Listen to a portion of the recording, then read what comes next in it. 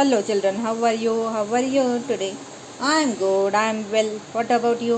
Hello बच्चों, हिंदी की तासिका में आप सभी का स्वागत है। आज की हिंदी की तासिका में हम करेंगे रिवीजन फॉर 6th वर्कशीट। तो 6th वर्कशीट के लिए हम आज रिवीजन करेंगे। लेसन रहेगा 15वां पोंगल का त्यौहार। तो पहले इस लेसन को रीड करते हैं लाउडली, तो आसानी हो जाएगी फिलअप्स लिखने के लिए। आपको भी ये लेसन 2 बार रीड करना है और उसके बाद आएगा लिखित और मौखिक अभ्यास और व्याकरण की बात भी। तो चलिए, प्लीज़ पे अटेंशन।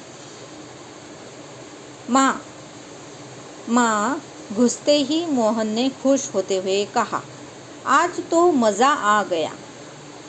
ऐसा क्या हुआ? माँ ने आश्चर्य से पूछा। मोहन ने बताया, माँ, हमारी अध्यापिका बता रही थी कि भारत को त्योहारों एवं पर्वों का देश कहा जाता है। भारत को कौन सा देश कहा जाता है? त्योहारों एवं पर्वों का। अगर आप इसी तरह से रीड करोगे, लेसन का वाचन करोगे, लाउडली करना है, तो आपको कोई भी क्वेश्चन आंसर आसानी से लिखने को मदद हो जाएगी, आसानी से आप लिख पाओगे। तो चलिए आगे देखिए। हमारे देश भारत में अनेक त्यौहार मनाए जाते हैं। कौन से त्यौहार? दिवाली, होली, ओणम, दशहरा, बैसाखी, पोंगल आदि। हर दिन कोई न कोई त्यौहार है, पर्व है, मेला है। माँ, हमारी अध्यापिका सभी बच्चों को किसी न किसी त्यौहार के बारे में बताती रहती है। हमारी अध्यापिका ने कहा है कि किसी एक ऐसे त्यौहार के बारे में जानकारी एकत्रित कीजिए जो तुम लोगों के लिए कोई नया त्यौहार हो। मोहन की दादी वही बैठी थी। उन्होंने मोहन को बुलाया और कहा, मैं तुम्हें पोंगल के त्यौहार के बारे में बताती हूँ। पोंगल दक्षिण भारत का एक बड़ा त्यौहार है। यह धान की फसल घर लाने की खुशी में मनाया जाता है। इसे नवान्न, नया अनाज भी कहते हैं। क्या कहते हैं पोंगल के त्यौहार को? नवान्न। नवान्न मतलब क्या? नया अनाज। पोंगल त्यौहार जनवरी माह के मध्य में मनाया जाता है। यह मुख्य रूप से कृषि से जुड़ा पर्व है। अचानक मोहन ने पूछा, दादी माँ, क्या यह त्यौहार केवल किसान ही मनाते हैं?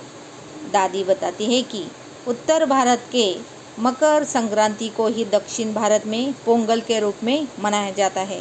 जैसे कि हम लोग संक्रांति करके मनाते हैं जनवरी में, मोस्टली जो कि 14 जनवरी को आता है और कभी 15 जनवरी को। यह विशेष रूप से किसानों का त्यौहार है। पोंगल की मुख्य धूम तमिलनाडु में देखने को मिलती है। पोंगल का त्यौहार 4 दिनों तक होता है। पहले दिन को भोगी पोंगल कहते हैं। भोगी के दिन सबके घर में एक ही सब्जी होती है, मिक्स सब्जी होती है ना। इस दिन जल के देवता इंद्र की पूजा होती है। भोगी के दिन नए चावलों को पीसकर कोमल बनाया जाता है। घर की दीवारों पर देवी देवताओं के चित्र बनाए जाते हैं। पोंगल के दूसरे दिन सूर्य देवता की आकृति बनाकर उसे शर्कराई मतलब खीर का भोग लगाया जाता है। ऐसा माना जाता है कि शर्कराई का भोग पाकर सूर्य देवता प्रसन्न हो जाते हैं और अपनी कृपा से सबको प्रसन्न रखते हैं। इसी दिन का नाम सूर्य पोंगल है। तो आपको पूछा जाएगा, सूर्य पोंगल किसे कहते हैं और पोंगल के दूसरे दिन कौन से देवता की आकृति बनाई जाती है, क्या भोग लगाया जाता है। इसलिए आपको लेसन का रीडिंग करना आवश्यक है। पोंगल के तीसरे दिन को मट्टू पोंगल कहते हैं। किसे मट्टू पोंगल कहते हैं? पोंगल के तीसरे दिन को। इस दिन लोग अपने पालतू जानवर गाय या बैल को नदी या तालाब पर जाकर नहलाते हैं। कौन से दिन पालतू जानवर को नदी पर जाकर नहलाया जाता है? ऐसा क्वेश्चन आ सकता है। फिर उनकी पूजा करते हैं। उनके गोबर से खेतों में गणेश जी की मूर्तियाँ बनाई जाती है। कौन से दिन गणेश जी की मूर्तियाँ बनाई जाती है? ऐसा क्वेश्चन रहेगा। इन मूर्तियों को फूलों से सजाया जाता है। तो आगे पेज टर्न कर लीजिए। नेक्स्ट पेज पे है इस त्योहार पर बने व्यंजन को पोंगल कहते हैं। तो पोंगल किसे कहते हैं, आपको आसानी से इस प्रश्न का उत्तर यहाँ पे मिल जाएगा। इसी व्यंजन के नाम पर ही इस त्योहार को पोंगल कहते हैं। पोंगल का भोजन बनाने पर पहला भोग गणेश जी को लगाया जाता है। इसके बाद वह भोग बैलों को खिलाया जाता है। उसके बाद लोग आदर के साथ अपने बैलों के पैरों को छूकर उन्हें प्रणाम करते हैं। मट्टू पोंगल को बड़ी धूमधाम से मनाया जाता है। इस दिन बैलगाड़ियों की दौड़ होती है। लोग बड़ी धूमधाम से इस प्रतियोगिता में भाग लेते हैं। पोंगल के अंतिम दिन कन्या पोंगल मनाया जाता है। कन्या पोंगल कभी मनाया जाता है, पोंगल के अंतिम दिन। इस दिन घर के आंगन में रंगोली बनाई जाती है। लोग एक दूसरे को पोंगल और मिठाई खिलाते हैं। पोंगल के त्यौहार से ही तमिल हिंदुओं का नया वर्ष शुरू होता है। चलो बेटा, अब दादी माँ को आराम करने दो, माँ ने कहा। अभी तक दादी माँ पोंगल के बारे में जानकारी दे रही थी, किसे, मोहन को। चलिए, पोंगल त्यौहार के बारे में जानकारी पाकर मोहन बहुत खुश हो गया और अगले दिन पोंगल त्यौहार के बारे में अपनी अध्यापिका को वो बताता है। इसी तरह ये पाठ यहाँ पे ख़त्म होता है। चलिए, कठिन शब्दों के अर्थ पढ़ना भी बहुत ज़रूरी है। समानार्थक शब्द लिखने के लिए व्याकरण में नवान्न मतलब नया अनाज, कृषि मतलब फसल, व्यंजन मतलब खाना, प्रणाम मतलब नमस्कार। अभी यहाँ पे मौखिक रूप से प्रश्न है, आप आसानी से इसके जवाब पाठ से ढूंढ सकते हो, इसलिए पाठ को रीड करना है। मोहन को अध्यापिका ने क्या बताया? दादी माँ ने मोहन को किस त्यौहार के बारे में बताया? कौन से त्यौहार के? पोंगल के बारे में। और मोहन को अध्यापिका ने क्या बताया? चलो ढूंढते हैं। क्या बताया? भारत को त्योहारों एवं पर्वों का देश कहा जाता है। इस तरह से आप आसानी से प्रश्न का उत्तर ढूंढ सकते हो। पोंगल का त्योहार किस खुशी में मनाया जाता है? नया अनाज फसल आती है तभी उसी खुशी में मनाया जाता है। पोंगल का त्योहार मुख्य रूप से किस राज्य में मनाया जाता है? कहाँ पे मनाया जाता है? कौन बताएगा या कौन ढूंढेगा? सबसे पहले, है ना, पोंगल की मुख्य धूम तमिलनाडु में, मतलब तमिलनाडु में मनाया जाता है। हमारे यहाँ पे भी मनाया जाता है, जहाँ पे संक्रांति बोली जाती है। तो आगे देखिए, लिखित अभ्यास। दिए गए प्रश्न के उत्तर लिखिए। मोहन की अध्यापिका ने क्या कार्य दिया? अध्यापिका ने ऐसे त्यौहार के बारे में जानकारी एकत्रित करने को कहा जो तुम लोगों के लिए कोई नया त्यौहार हो। पोंगल का त्यौहार कब मनाया जाता है और क्यों? पोंगल का त्यौहार जनवरी माह के मध्य में मनाया जाता है। यह धान की फसल घर लाने की खुशी में मनाया जाता है। पोंगल के त्यौहार पर मुख्य रूप से किन जानवरों की पूजा की जाती है? पालतू जानवरों की पूजा की जाती है, जैसे कि गाय, बैल, इनकी पूजा की जाती है। पोंगल पर बने व्यंजन को क्या कहा जाता है? किसके नाम पर इस त्यौहार का नाम पोंगल पड़ा है? पोंगल के त्यौहार पर बनने पर उसे व्यंजन, पोंगल के त्यौहार पर बने व्यंजन को पोंगल कहा जाता है। इस व्यंजन के नाम पर ही इस त्यौहार को पोंगल कहते हैं। अब ये है बहुवैकल्पिक प्रश्नों। पोंगल के त्यौहार पर कौन सी फसल की कटाई होती है? धान। पोंगल का त्यौहार कौन से माह में मनाया जाता है? जनवरी। पोंगल का त्यौहार कितने दिनों का होता है? 4 दिनों का होता है। आगे देखिए, पेज नंबर 118। भोगी पोंगल के दिन किस देवता की पूजा होती है? इंद्र देवता की। पोंगल के अंतिम दिन मनाया जाता है क्या? कन्या पोंगल। दिए गए वाक्यों में कोष्टक में से सही शब्द चुनकर लिखिए। भारत को पर्वों का देश कहा जाता है। पोंगल डैश डैश भारत का एक बड़ा त्यौहार है।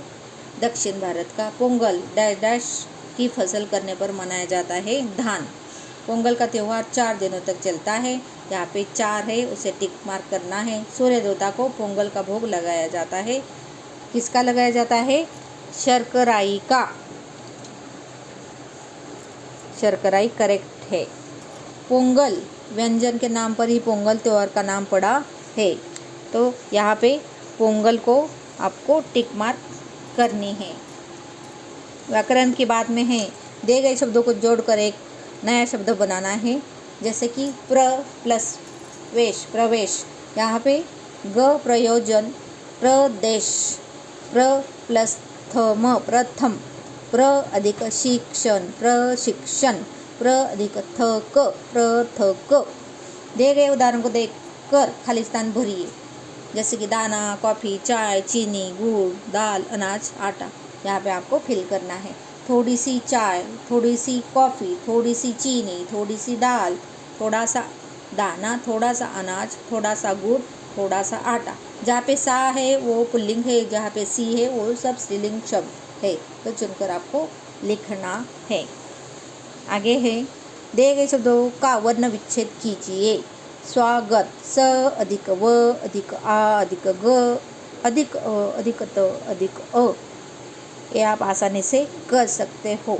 ये आपके लिए होमवर्क है। आगे देखिए, रंगीन संज्ञा शब्दों के स्थान पर सर्वनाम शब्दों का प्रयोग करके वाक्य दोबारा लिखिए। रंगीन संज्ञा जहाँ पे है उस शब्द पर सर्वनाम शब्दों का प्रयोग करना है और वाक्य को दोबारा लिखना है। यहाँ पे है मोहन। मोहन ये संज्ञा है, नाउन है। मोहन को पार्क में घूमना बहुत अच्छा लगता है। तो उसको पार्क में घूमना बहुत अच्छा लगता है। शाम से ही मोहन के पेट में दर्द है। यहाँ पे मोहन संज्ञा है, नाउन है। तो शाम से ही उसके पेट में दर्द है। मोहन एक मेहनती लड़का है। तो वह एक मेहनती लड़का है। मोहन मित्र के घर खाना खाने गया। वह मित्र के घर खाना खाने गया। या ऐसा हो सकता है कि मैं मित्र के घर खाना खाने गया। यहाँ पे मोहन को पार्क में घूमना बहुत अच्छा लगता है। मुझे पार्क, ओके, यहाँ पे उसको ही आएगा क्योंकि को है, तो नहीं तो मुझको आएगा। मुझको पार्क में घूमना बहुत अच्छा लगता है। शाम से ही मोहन के पेट में दर्द है। शाम से ही मेरे पेट में दर्द है। मोहन एक मेहनती लड़का है। मैं एक मेहनती लड़का हूँ। वह एक मेहनती लड़का है। इस तरह से आप सर्वनाम का यूज़ करके वाक्य लिख सकते हो। दिए गए विलोम शब्दों के जोड़े बनाइए। मैच करना है आपको। सच, झूठ। विलोम मतलब अपोजिट, अच्छा, बुरा। शाम, सुबह। ज़्यादा, थोड़ा। गीला, सूखा। धीरे, तेज। तो इस तरह से आपको एग्ज़ाम के लिए प्रिपेयर रहना है। तो अपठित बोध यहाँ पे अनसीन पैसेज है। इसको आपको रीड करके जो भी क्वेश्चन है उसके आंसर देने हैं। तो आपको ये रीड करना है। होली वसंत ऋतु में मनाया जाने वाला भारतीय त्यौहार है। वह अत्यंत प्राचीन पर्व है। यह साल के फाल्गुन मास में मनाया जाता है। इस दिन सभी लोग गुलाल लगाते हैं। होली रंगों का त्यौहार है। इस दिन सभी लोग एक दूसरे से गले मिलकर बैर भूलने का वादा करते हैं। इस दिन घरों में गुजिया, पापड़, हलवा, पानी पूरी तथा दही वड़े आदि पकवान बनते हैं। होली से एक दिन पहले होलिका दहन होता है। यह त्यौहार मौज मस्ती व मनोरंजन का त्यौहार है। सभी लोग इससे बड़े ही उत्साह से मनाते हैं। यह त्यौहार लोगों में प्रेम और भाईचारे की भावना उत्पन्न करता है।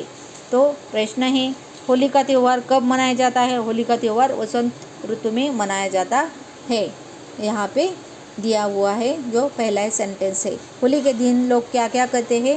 यहाँ पे गुलाल लगाते हैं होली के त्यौहार में, हाँ, और बैर भूलने का वादा करते हैं। होली के दिन सभी गुलाल लगाते हैं एक दूसरे को और गले मिलकर बैर भूलने का वादा करते हैं और पकवान बनाए जाते हैं और वो मिलजुल कर खाते हैं। होली में क्या क्या पकवान बनते हैं? होली में गुजिया, पापड़, हलवा, पानी पूरी तथा दही वड़ा ऐसे पकवान बनते हैं। होली से एक दिन पहले क्या होता है? होलिका दहन होता है। तो इस तरह आप आसानी से पैसेज रीड करके,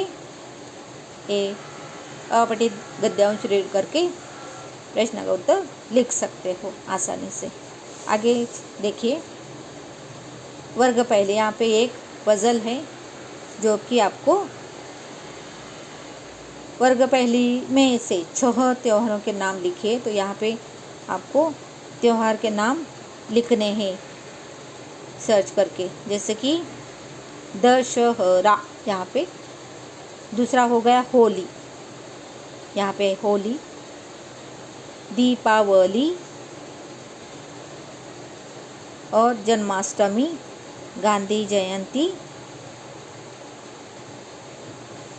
दशहरा, क्रिसमस, जन्माष्टमी, होली, दीपावली और गांधी जयंती, इसे आप यहाँ पे लिख सकते हो। और चित्र आधारित प्रश्न, यहाँ पे एक पिक्चर दिया गया है, दिए गए चित्र में सुंदर रंग भरिए, आपको रंग यहाँ पे भरना है। ये देख के, चित्र देख के आपको सेंटेंस लिखने हैं। तो ये चित्र होली का है, सभी एक दूसरे को कलर लगा रहे हैं पिचकारी यूज़ करके, है ना।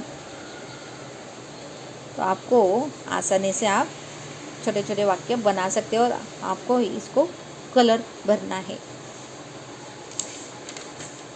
तो आगे तो है, बुझो तो जाने, इसका वीडियो हमने ऑलरेडी अपलोड किया है। बाद में है प्रश्न पत्र सत्र फर्स्ट और सेकेंड का, उसका वीडियो भी हम बाद में अपलोड करेंगे। तब तक आप आज का जो पाठ है पोंगल का त्यौहार, इसकी तैयारी कर लीजिए। आपको कम से कम 2 बार पाठ का रीड करना है। आसानी से आप हर एक क्वेश्चन का आंसर लिख सकते हो। थैंक यू बच्चों एंड बेस्ट ऑफ लक।